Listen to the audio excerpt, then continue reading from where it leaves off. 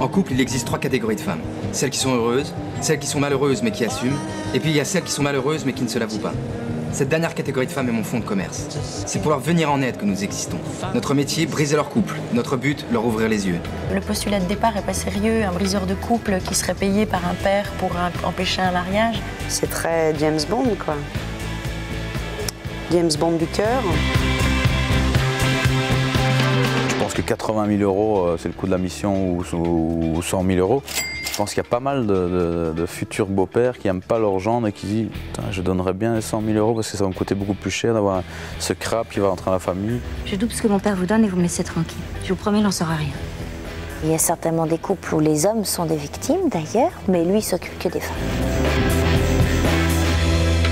J'ai eu du mal à un moment, j'étais là, merde, mais comment on va faire? C'est un connard quand même ce mec. Pardon monsieur.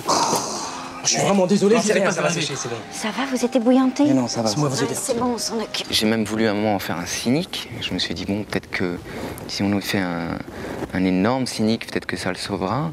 Vous êtes sûr que ça va? Oui, non, c'est bon, ça va, j'ai rien senti.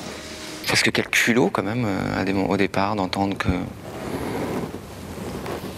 il va entendre le papa ou le beau-frère ou la gardienne et puis il va leur faire confiance et se dire que le couple n'est pas heureux et il va le briser. Je me suis fait renverser par une moto il y a 10 ans, rien de grave, mais j'ai perdu toute sensibilité à la cuisse droite. C'est pas possible, j'ai la même chose à l'épaule. Une chute de ski. Non, vous me faites marcher. C'est vrai que les méthodes qu'il utilise sont parfois un peu douteuses.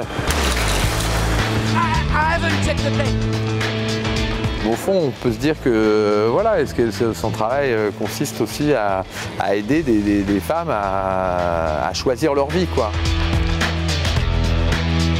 Je trouve ça plutôt très correct, même très politiquement correct. On veut rendre les femmes malheureuses, heureuses, qui ne l'assument pas. Au contraire, c'est assez idéal comme proposition.